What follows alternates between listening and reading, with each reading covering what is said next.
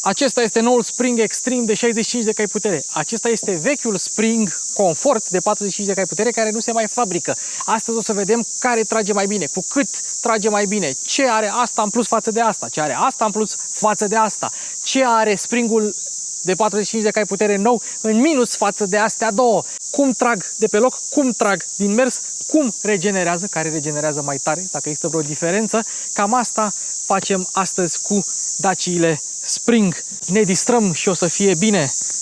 Mașini cu Luci Popa începe. Nu uitați că avem giveaway-uri. Credeți că am uitat de giveaway-uri. Giveaway-uri de 100.000 de abonați cu piese auto Moren. Comandați piese auto de la Piese Auto Moren, momentan telefon, sau comandați piese, livrare în țară, prețuri bune, telefonic sau e-mail, urmează site. Și la 100.000 de abonați, Luci Popa și mașini. Și la 100.000 de abonați, Mașini cu Luci Popa și Piese Auto Moren dau o mașină. Dar nu uitați că mai avem încă o mașină, 0 km cadou. Încă nu știm dacă să o dăm la 80.000, la 90.000, la 75.000, dar urmează să o prezentăm, o mașină 0 km doar pentru voi, doar pentru că sunteți abonați la Mașini cu Luci Popa. Așa că vă mulțumesc încă o dată că vă uitați la acest micuț canal de mașini. Mașini cu Luci Popa începe.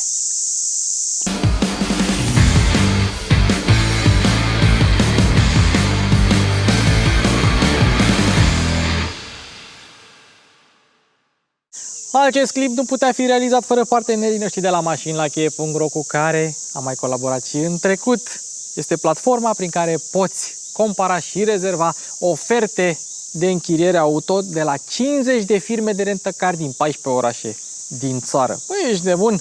Cum faci acest lucru simplu? Cauți pe Google, pe mașinilachie.ro, îți alegi perioada, îți alegi orașul și îți vor fi prezentate doar mașinile disponibile, ofertele calculate și explicate.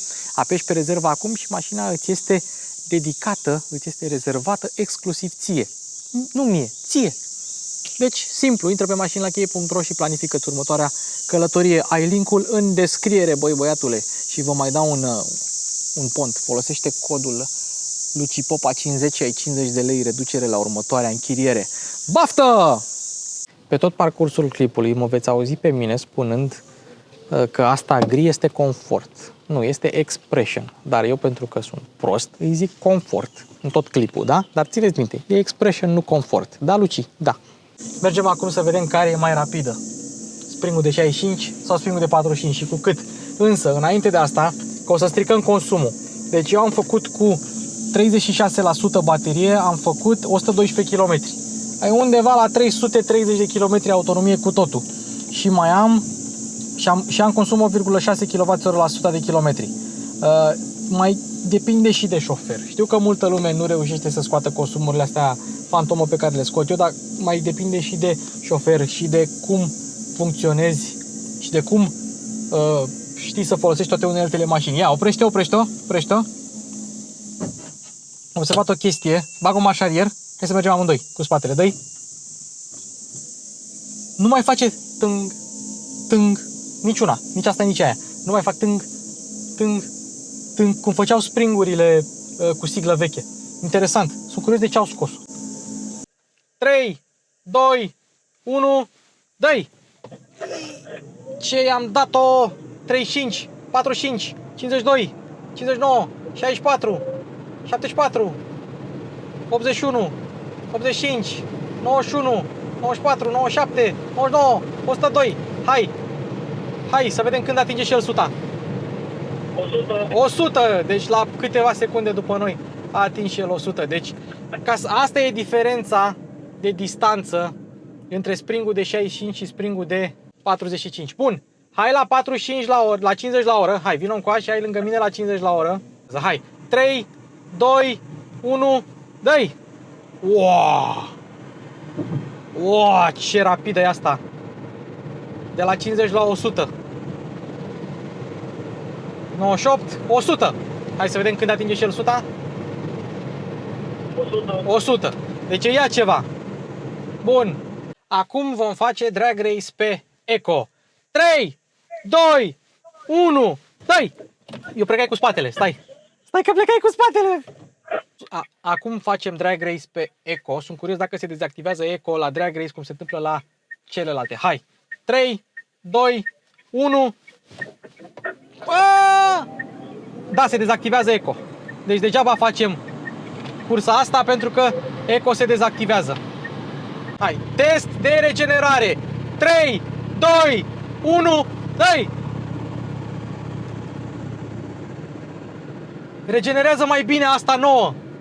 Regenerează mai bine spring-ul nou. Ce tare! Știam eu că am simțit că are putere mai mare de regenerare.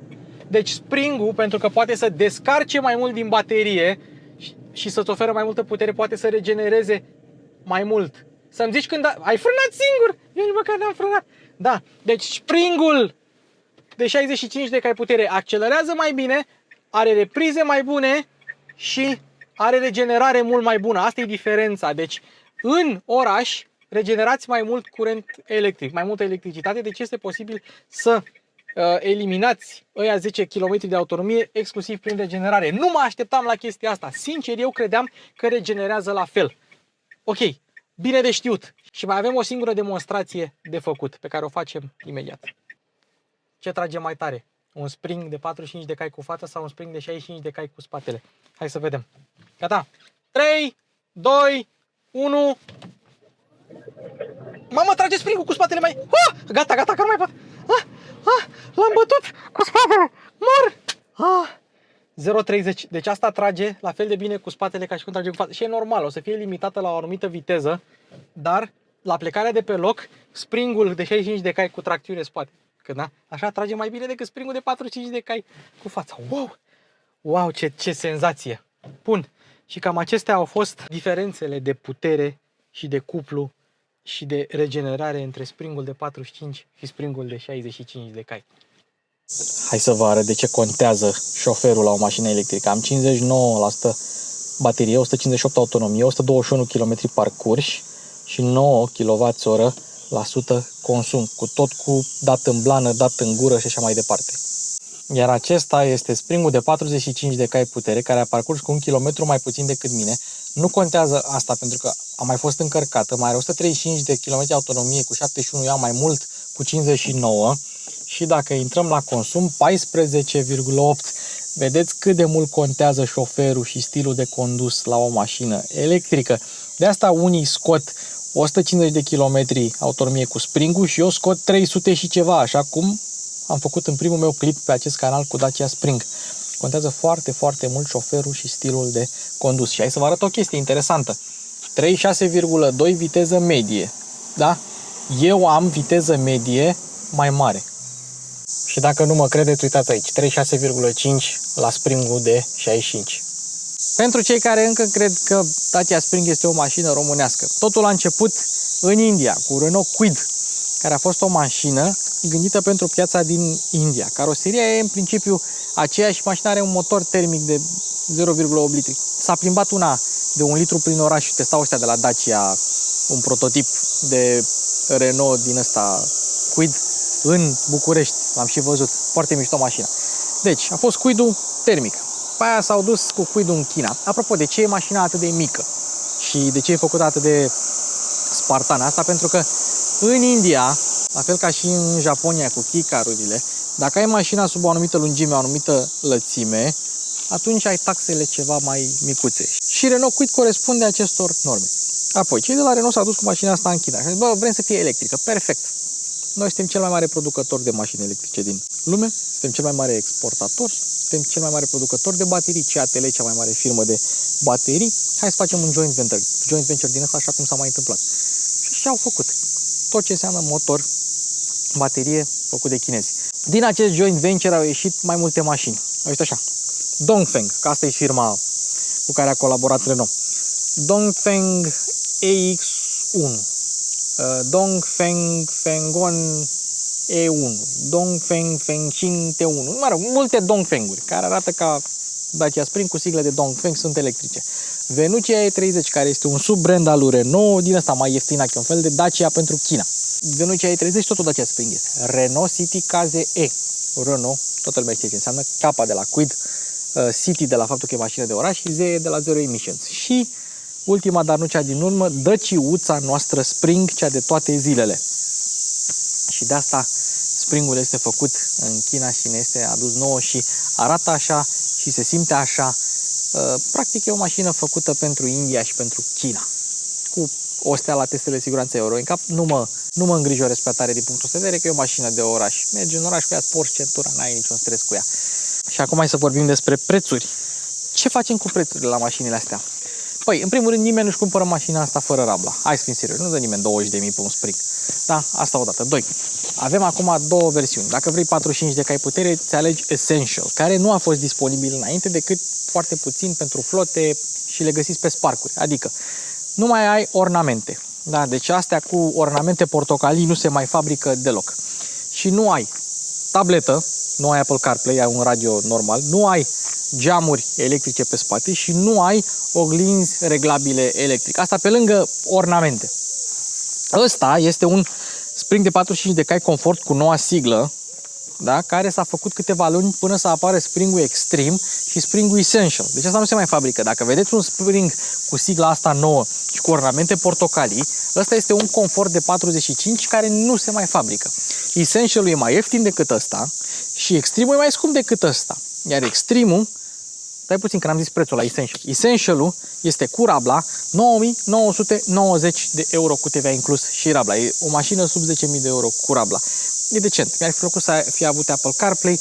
Ăsta e unul din avantajele Spring-ului la Essential de pe Spark. Da, mă rog, nu mai contează. Ăsta e prețul. Te duci în dezmembrări, găsești un Spring lovit făcut daună totală, îi iei unitatea și o pui pe Spring-ul tău. Apoi, Spring-ul ăsta e Extreme, care are numai puțin de 65 de cai putere și are toate brizurile, Apple CarPlay, geamul electrice spate, toate ornamentele, toate cusăturile, toate noutățile. 11.225 de euro cu TVA inclus. Merită? Voi să-mi spuneți. Ok, când era asta 7.700 de euro când a apărut cu rabla și TVA, altă mâncare de pește, s-au scumpit mașinile, inflația, whatever. Dar tot o iei pasta cu, nu pasta. Essential-ul cu 500 de milioane și pasta mai dai, cât mai dai? 60 de milioane în plus. Deci, astea sunt diferențele și acestea sunt prețurile. Acum, hai să vedem ce au luat, ce au pus, ce au schimbat, că de tras ați văzut cum trag amândouă. Astea sunt cheile, sunt absolut identice, nu există cheie de Spring non-extreme și nu există cheie de extreme. Aceleași chei. Farurile. Luminile de zi sunt cu LED, ceea ce înseamnă că nu trebuie să aprinzi faza scurtă, că s-a schimbat acum legea, da? Nu trebuie să ai faza scurtă pornită. Bun, semnalizările sunt, după cum se vede aici, cu bec la toate Springurile. Fază lungă, fază scurtă, nu ai faruri de ceață la Dacia Spring, dar ai aici LED în oglindă, oglinjoară, cine e cea mai frumoasă din țară. 3, 2, 1, start. Stopurile. Stopuri cu bec, semnalizări cu bec, marșarier cu bec și avem și farurile de ceață pornite aici, jos, care sunt cu bec. Și al treilea stop de frână aici, care este bec. Și dacă vă întrebați de ce bipăie mașina acum și de ce e mașina în marșarier, pentru că poți să o treci în marșarier pornită cu frâna de mână și mașina nu dă să plece, nici măcar nu încearcă să plece, nu se torsionează, nu, efectiv stă neclintită. Da, și camera de marșarier e activă și senzorii de parcare sunt activi, de asta bipăie mașina acum. Acum, oprește-te sau oprește.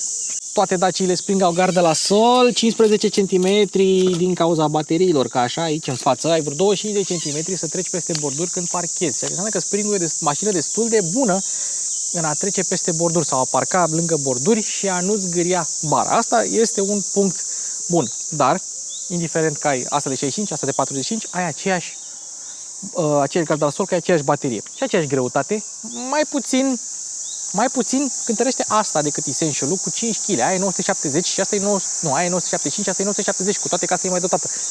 Cine sunt eu să mă bag? Avem noua grilă, care nu e grilă pentru că e plină la Dacia Spring și portul de încărcare nu se mai deschide în sus, cum se întâmpla la celelalte Spring-uri, se deschide ca ușa de frigider în lateral. În schimb, modul de încărcare este absolut la fel. Ce avem nou pe Spring Extreme? Green Cheddar. Așa se numește vopseaua asta de Extreme. Green Cheddar. Și un detaliu interesant și pentru asta o să-l rog pe frumosul meu cameraman să vină încoace să mă ajute. Vedeți ornamentele astea arămii. Dacă este Extreme de 65, are ornamentele astea. Nu are aceste ornamente, nu e de 65. Și dacă vedeți un Spring, și v-am mai spus asta și o să mai spun, dacă vedeți un Spring cu siglă nouă și cu emblem și cu ornamente portocalii, astea nu se mai fac. Astea sunt conforturile de 45 de cai putere. Avem radar în față pentru frânare, avem același ștergător, aceeași duză unică de spălare parbriz și cam atât. Dar hai să facem altă chestie. Hai să vedem și stratul de vopsea cât de gros e. Ia să vedem stratul de vopsea la asta. 0,15. Exact cât au avut și Volvo XC60, cât au avut și Land Rover Defender, ăsta nou. Ia să vedem aici. Același strat de vopsea. Și acum hai să vă spun ceva despre vopsea. Am vorbit cu unul dintre cei mai mari vopsitori din țară, care lucrează foarte scump. Și mi-a spus 3 lucruri. 1. Niciodată nu va mai ieși ca în fabrică. 2. În fabrică se merge pe economie. De aceea, uneori, straturile de vopsea la revopsiri sunt mai groase. Și 3. Nu există nicio problemă dacă stratul este mai gros, atâta timp cât s-a vopsit bine. Atâta timp cât nu există impurități în vopsea și în lac și atâta timp cât nu există deformații, de exemplu coși de portocală sau pur și simplu picături de vopsea, cum am mai văzut eu la unele mașini filmate, vopsite prost. Deci, țineți minte, nu va mai ieși niciodată în fabrică, ca în fabrică. 2. În fabrică se merge pe economie, deci e posibil ca la revopsire stratul să fie mai gros. Și 3. Nu e nicio problemă atâta timp cât se vopsește bine. Cu toate că s-au chinuit la Dacia Spring să schimbe absolut toate siglele în siglă nouă, pur și simplu aici, la ornamentul de plastic negru din fața farului, au păstrat sigla veche. S-au gândit că nu merită să schimbe procesul de fabricație pentru o siglă atât de mică.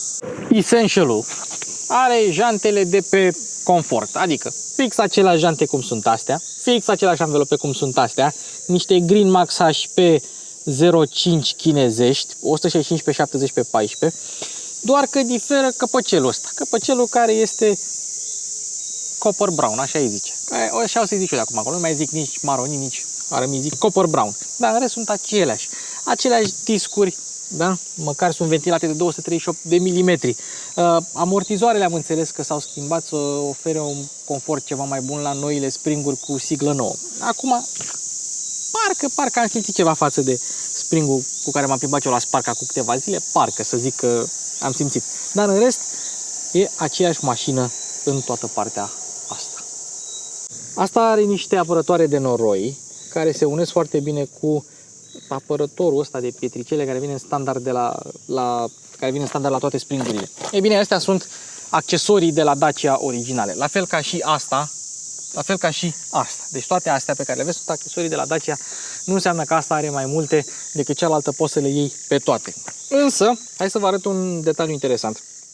Asta este mai puțin aerodinamică decât Extreme-ul, Comfortul și implicit Essential-ul sunt mai puțin aerodinamice pentru că au aceste elemente de plastic care, după părerea mea, sunt mai rezistente decât abțibildele pe care le vedeți la Extreme. Dar, asta e politica nouă de la Dacia și din cauza asta mașina e și puțin aerodinamică decât Extreme-ul. Acum să trecem la Extreme. Copper Brown. Apropo, ce ați văzut la cealaltă și are și asta, aici un țâmburuș. Este senzorul de temperatură exterioară a mașinii, care e doar pe dreapta și doar pe oglindă. Un abțibild cu DC, adică Dacia Link, așa se numește noua siglă, și ceva hartă topografică aici. Acest abțibild, da, care se pune în locul elementelor de plastic, tot o hartă topografică. Deci acestea sunt modificările pe care le găsiți pe Extreme.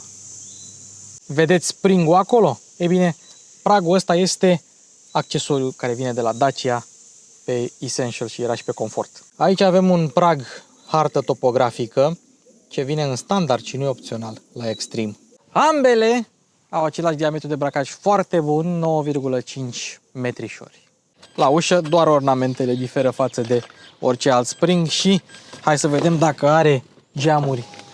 Antiprost nu are, fiind o mașină de concepție chinezească, nu are geamuri antiprindere. În rest, buzunarele sunt surprinzător de adânci. Evident că avem plastic tare peste tot, fiind o mașină de buget. Așa e și la celălalt springalete. Ornamentele de pe barele longitudinale sunt copper brown, la aia sunt portocalii și la Essential sunt ori negre, cred că sunt negre, mai mult ca sigur negre. Aici avem geamuri electrice, la Comfort avem geamuri electrice, Essential are geamuri manuale pe spate, nu avem protecție și avem țâmburușul ăsta prin care poți să încui sau să descui ușa. Și totodată mai avem child lock, fără cheie fizică. Da? Deci ai loc de la buton dacă vrei așa ceva. Apoi continuăm și observăm că avem aceiași tamburi de 170 de mm, atât pe asta cât și pe toate celelalte springuri făcute vreodată. Aceeași punte pe spate și aia chiar se simte atunci când treci peste un dâmb. Da, chiar se simte, se transmite în interior, în cabină se transmite șocul. Asta dacă dai tare, dacă dai încet nu e nicio problemă. La spate tot ceea ce diferă este emblema Dacia de aici, care este copper brown. În rest, abțibuildul cu spring și electric a rămas la fel. În rest, bara e aceeași culoare, totul e aceeași culoare, spălătorul e aici, ștergătorul e aici, antena este aceeași, nu e nicio diferență între asta și asta. Observăm că aici avem material fonoabsorbant, așa e la toate springurile. O să mă uit și la alea vechi de pe Spark, dacă au așa ceva, dar cred că au. Oricum, pe decibelmetru mi-au scos 69,2 amândouă, deci sunt la fel de bine antifonate. Culmea, 69,2 e o valoare destul de slabă, dar pentru o mașină de oraș e ok, pentru că la 80 la ora e 69 de decibel. Asta mergând toată ziua în oraș, e decent. Nu e deranjantă, cel puțin. Expressionul ăsta are două mini chedere de cauciuc aici, unul pe stângă, unul pe dreapta, pe care Extreme-ul nu l-are. Sunt curios de ce. Cum stăm cu siguranța? Avem o stea la testele Euro NCAP și avem 6 airbag-uri și radar pentru frânare care, din câte am observat eu, funcționează. Nu e foarte avansat, dar funcționează. 3 ani garanție sau 100 de km. 8 ani garanție sau 120 de km pentru baterie. Însă, ce trebuie să țineți minte este că nu trebuie să fie degradarea mai mare de 25%. De 75% sănătate baterie după 8 ani, care eu zic că e realizabil și eu zic că e chiar pesimist, în sensul că nu cred că ajungi la un 85% după 8 ani. Zic eu, asta dacă știi cum să ai grijă de baterie, adică fără căldură, să nu încarci după ce mergi tare cu ea, să nu încarci la DC, să nu încarci la DC des, să o încarci la AC, să o încarci încet, să o menajezi. Oricum, bateria nu are precondiționare, dar este răcită cu lichid. Asta cu garanția. Ceea ce privește vopseaua, e 400 de euro vopseaua asta opțională pe Dacia Spring și ai 6 ani garanție la vopsea în ceea ce privește perforarea datorată ruginii. Din câte am observat, mașina e vopsită destul de bine. Apropo de garanție, fiabilitate și whatever. Dar, dragi proprietari de Spring, dacă ați avut probleme cu mașinile voastre, spuneți-le în comentarii și ce probleme ați avut și cum le-ați rezolvat. Prinde la 8200, deci e treapta un pic mai lungă. Cuplu maxim este de 113 Nm, mai mic decât la de 45, dar între 0 și 500 de rotații pe minut este cuplu mai mic de 113. Ajunge la 500 destul de repede, poți să faci calculul. Dacă la 6000 are 125, faceți și voi calculul până la 500 ce viteză are. De la 500 la 4000 ai cuplu maxim de 113 Nm, deci e pe o plajă mult mai largă, chiar dacă e cuplu mai mic față de motorul de 45 de cai putere. Și de la 4000 la 6000 ai puterea maximă de 65 de cai putere. Dar raportul în transmisie este mai scurt. Ca să prindă aceeași viteză maximă, este mai scurt. Ei, și ați văzut diferențele astea de putere, de cât trage. O să vorbim imediat și de cifre, însă bateria este aceeași. 26,8 kWh. Tensiune nominală 262 de volți. E fix aceeași baterie. Autonomia în ciclu mixt este 230 la aia, 220 la asta. Cu toate că consumul dat de ei în regim combinat e mai mic la asta. În regim urban e aceeași autonomie, 305 km, eu am scos 315 și probabil că se mai ducea puțin. Încărcarea este aceeași. AC Type 2 la 7,4 kW se încarcă undeva în 4 ore și ceva. Și dacă o încarci la DC la maximum 30 de kW, se încarcă de la 20 la 80%, sau nu, de la 10 la 80% în 56 de minute. Acum, proprietarii de Spring s-au plâns că iarna încarcă greu. De fapt, nu proprietarii de Spring s-au plâns că încarcă greu. Proprietarii celorlalte mașini electrice s-au plâns că mașina încarcă greu și că iarna DC-ul nu trece de viteza AC-ului și toți proprietarii de Spring încarcă la DC, cu toate că nu încarcă rapid și blochează încărcătoarele. Deci, iarna, dacă e foarte frig afară, încercați să încărcați la AC Springurile sau încercați să le încărcați acasă. o mașină electrică nu e pentru toată lumea. Dar mulți și-au luat Spring gândindu-se că o să meargă la stații gratis și n-a fost chiar așa să meargă pe gratis. Au avut altă mentalitate. Dacă ai unde să o încarci acasă, atunci merită. Cam așa cu autonomia. Bateria este răcită cu lichid, dar nu are precondiționare și în teorie, dacă totul se încarcă bine, curba de încărcare n-ar trebui să scadă foarte mult, dar când e rece afară, scade destul de mult. Bun. Apropo, dacă erați curioși cât cântărește bateria de Dacia Spring, cântărește 188 de kg. Deci dacă scădem din 970 de kg bateria de 190 de kg, da, vă dați seama că mașina cântărește cât? 680 de kg fără baterie. Deci e foarte puțin. Mică, ușoară, eficientă. Hai să vorbim un pic despre cifre. Voi ați văzut live ce distanță i-a dat asta ălea. Dar ați văzut diferența de performanță. Dar în cifre e așa. 3,8 până la 50. Asta 5,8 până la 50 aia. 19,1 până la 100 asta. 13,7 până la 100 asta. Dar fiți atenți aici cifra care o să vă blow your mind. 13,5 secunde până de la 80 la 120 asta. 26,2 secunde, aproape dublu 80-120 aia. Și vă mai dau niște cifre.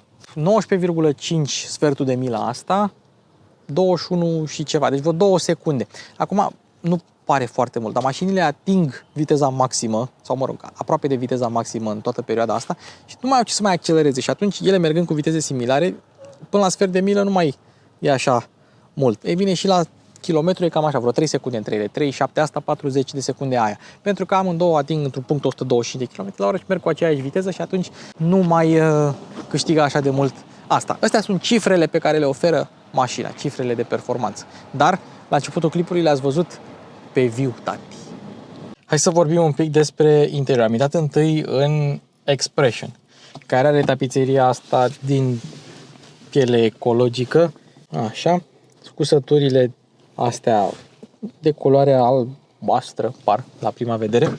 Ce mai are Expression? Mai are oglindă la parasolar. Asta vine și cu camera asta de bord, e un accesoriu Dacia și aceste elemente, sau da, aceste ornamente de culoare argintie. Cam așa vine. Țineți minte 3 lucruri. Essential-ul nou vine fără tabletă, deci doar cu radio cu Bluetooth, aceleași 2 boxe. Vine fără geamuri electrice spate, fără oglinzi reglabile electric, care se reglează de aici, din partea asta. Și cam atât. Hai să vedem Extreme-ul cu ce vine. Și acum am ajuns la Extreme, care are ornamentele Copper Brown. Da, deci ornamentele Copper Brown le găsim peste tot. Aceeași oglindă, însă surpriză, pe Extreme n-au mai pus oglindă la parasolar, nici aici. Am crezut că ai într-o parte, dar și în cealaltă n-ai, dar nu, n-au mai pus oglindă deloc. Scaunele sunt aceleași, doar că au cusăturile Copper Brown și aici avem noua emblemă Dacia Link. Asta e principala diferență. Și țineți minte că Essential are scaune textile, nu mai are imitația asta de piele, are scaunele textile. Piele pe volan nu avem, dar sincer nu m-a deranjat niciodată.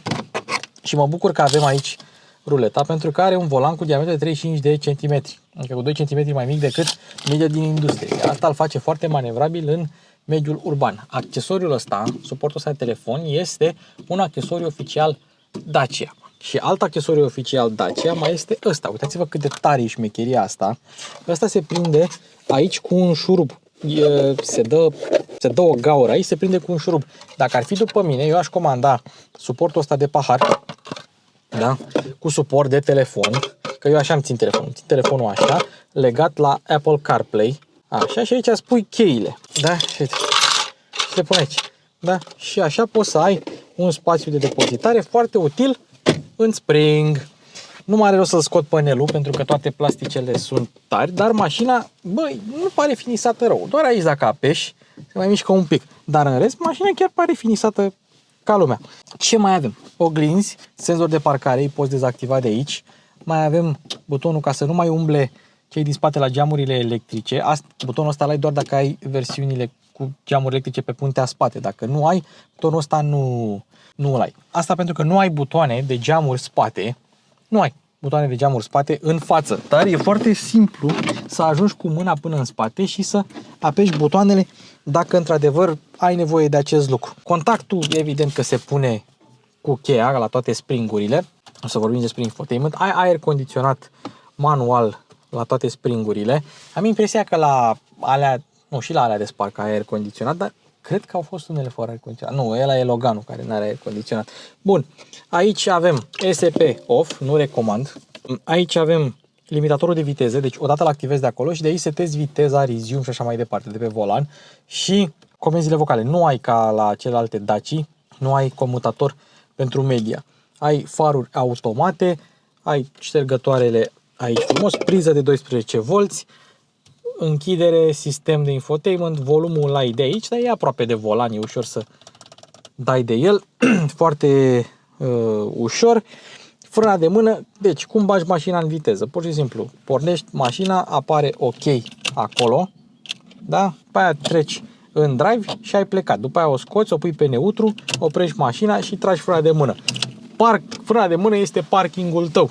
Ce am observat? Uite, pornești mașina, ești în drive, ai frâna de mână pusă și mașina nu dă niciun semn de a pleca. Semn că are un fail-safe ceva undeva care nu se tensionează. Uite, vezi, acum da, dacă eu apăs pe accelerație, mașina va da să plece. Dar dacă nu ai piciorul pe accelerație, mașina nu dă niciun semn că ar vrea să plece. O trecem pe neutru și o lăsăm pornită, că nu are ce motor să se audă. Și ăsta, oglinda are mod de noapte, am mai arătat, aici avem microfonul pentru Bluetooth, plafonul e și el destul de închegat făcut, buzunarele din scaune sunt destul de măricele, aici mai ai un loc pentru alte obiecte ceva mai micuțe, da? Torpedoul, ia fiți atenție, nu avem cotieră, dar avem un torpedou mare. Atenție la picioare pentru că dacă îl desfaci așa o să-ți cadă, că nu e amortizat, nu e iluminat, nu e capitonat, dar este atât de adânc încât eu dacă îmi bag portofelul l-am pierdut pe veci, nu că nu l-aș mai fi pierdut niciodată. Scaunele au tetiera integrată, în ceea ce privește scaunele, nu le poți regla pe înălțime, poți regla doar bancheta asta, așa. Volanul la fel, nu este reglabil deloc. Pe mine, nu mă deranjează pentru că eu mi-am găsit poziția la volan destul de ușor. Acum știu că vor fi persoane mai înalte care o să zică că nu găsesc poziția la volan, whatever, dar depinde de fiecare om în parte. Și mai e o chestie pe care deranjează pe unii, este faptul că dau cu cotul în asta. Asta pentru că mașina e îngustă și e făcută după regulile indiene, după regulamentul ăla de îngust. Trebuie să fie mașina îngustă, trebuie să fie mașina scurtă, cam asta e, îți asumi. Pe mine nu mă deranjează Dacia Spring. Ba chiar, eu tot caut un motiv să-mi iau una. Sincer. Da, mă rog. Pentru că îmi place.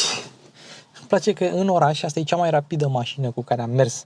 E efectiv atât de fâșneată și atât de rapidă în oraș. Plec primul de la semafor, fac depășiri, mai ales cu asta. Fac super depășiri. Pur și simplu e rapid. Asta e pur și simplu părerea mea.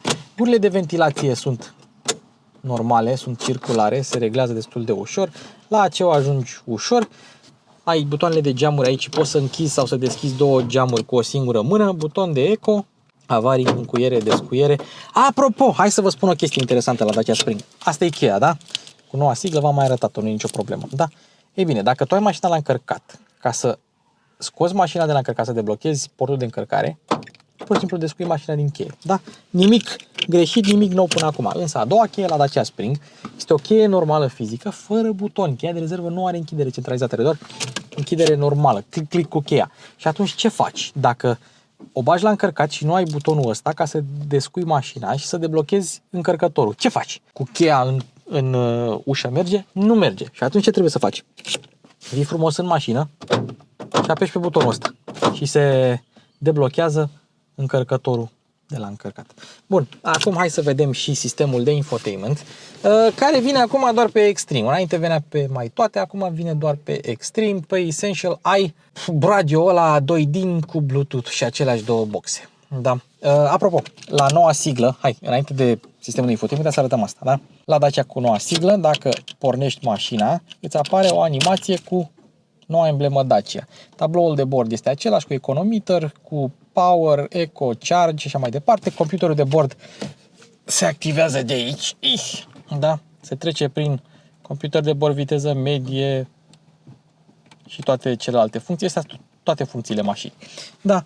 Apoi îți arată treapta de viteză, îți arată cât curent mai ai în baterie. Și acum mai trecem la sistemul de infotainment.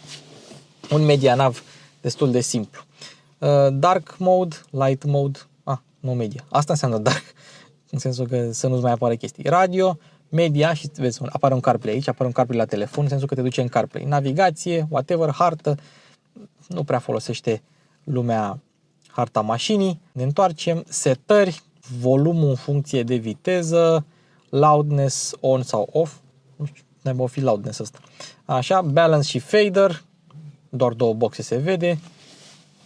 Sunt curios de ce nu mi-a rămas setările la astea. Cred că le-am resetat eu din greșeală, că nu mai jucam cu ele.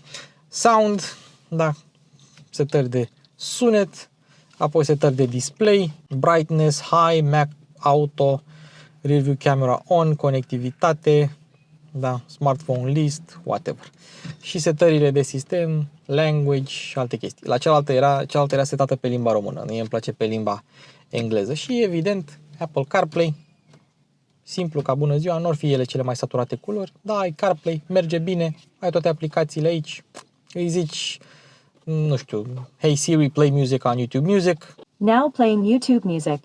Și hai să vă mai arăt un lucru. Dacă știe cineva de ce am eu două linii aici de semnal la iPhone, să scrie în comentarii. Poate știe cineva de ce am două linii.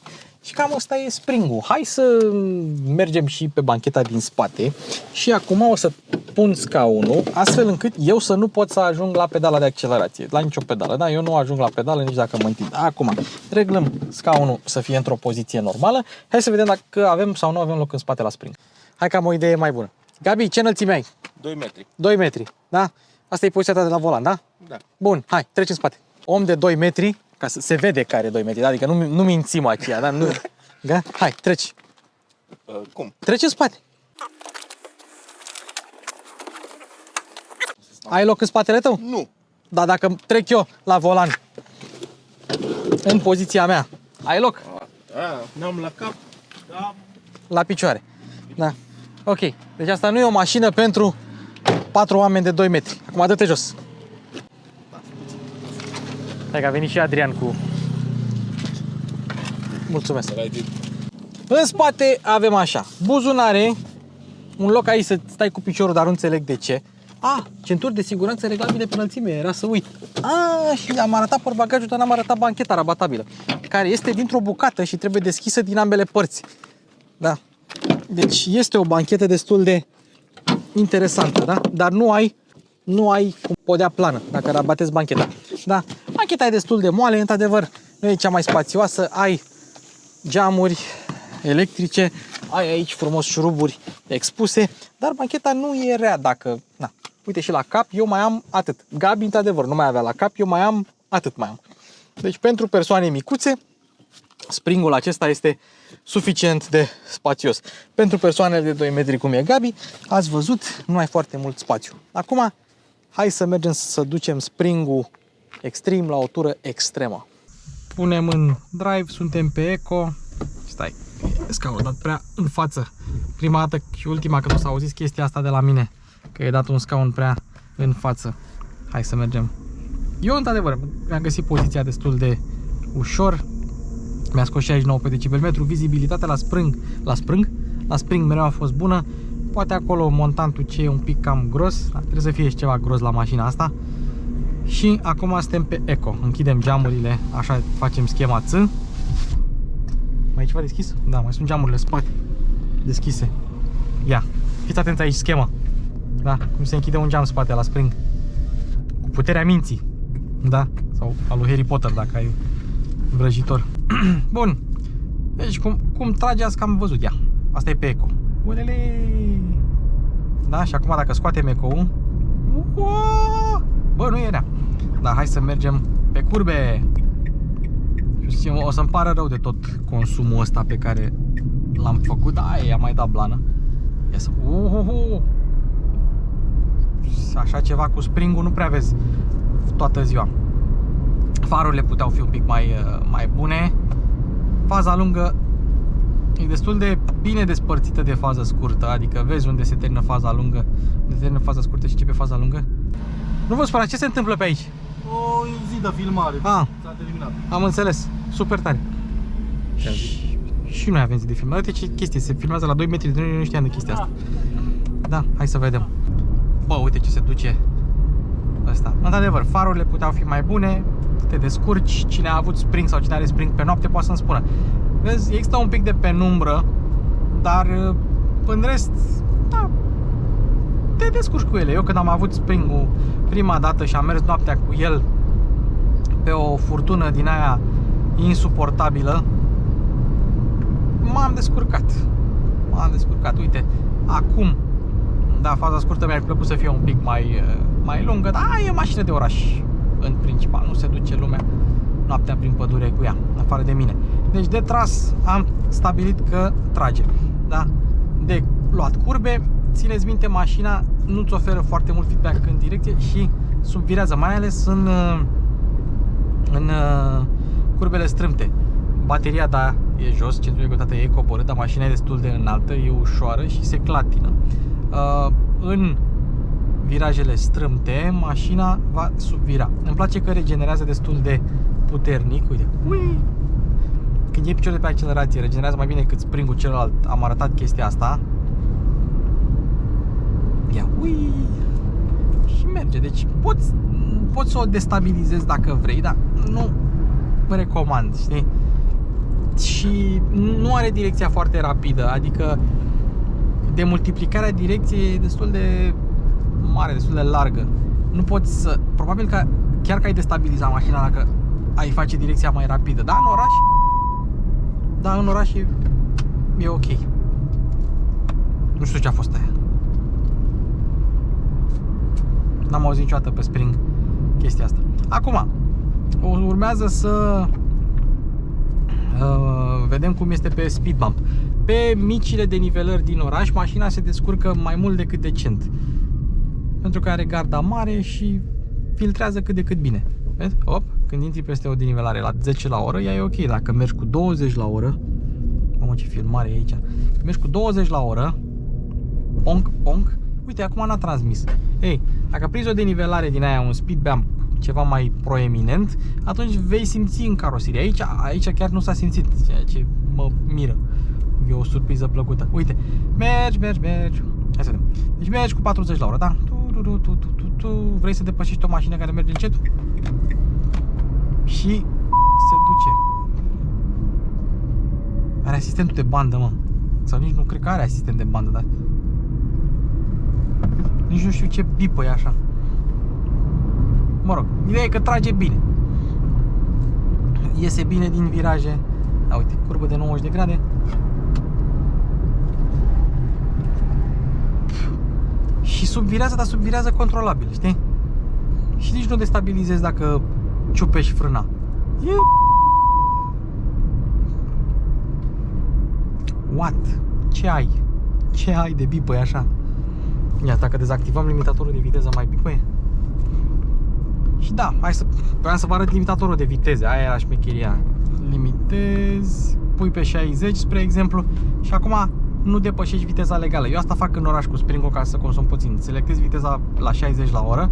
Aia merg unde am treabă până la 60. La 60 la oră mașina trage 3 kW, 4 kW, 5 kW și uite așa scos consumurile mici cu spring-ul. Dacă vrei să accelerezi mai tare, poți face asta. Și hai să vedem dacă, uite, dăm off la limitator și suntem în... Opa! E, asta, așa dezactivezi limitatorul, da? Dacă îi dai kickdown, ce are pedală de kickdown, se dezactivează și trage de stinghi. Ia să vedem. Da, deci limitatorul pe 60. Rămânem pe 60. Și acum dezactivăm limitatorul. Ui, imediat accelerează. Ha. E o mașină drăguță la cum se conduce. Într-adevăr se simte.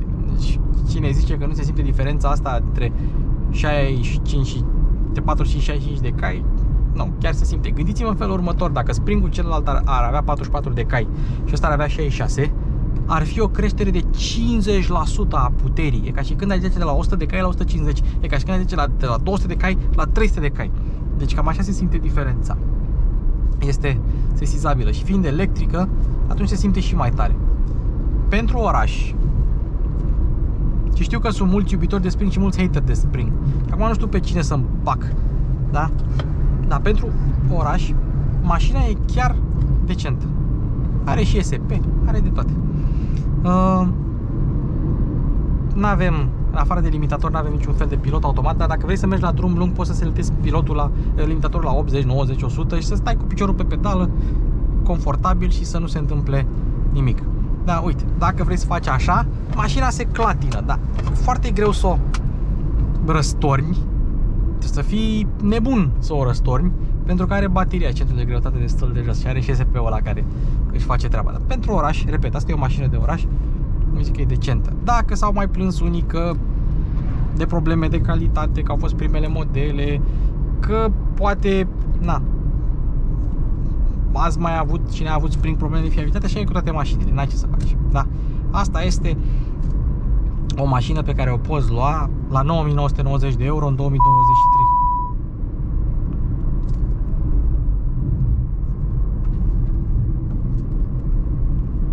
Nu știu de ce bipăi. Acum, sincer, n-a bipăit toată ziua, n-a bipăit nici ieri, n-a bipăit nici alaltieri.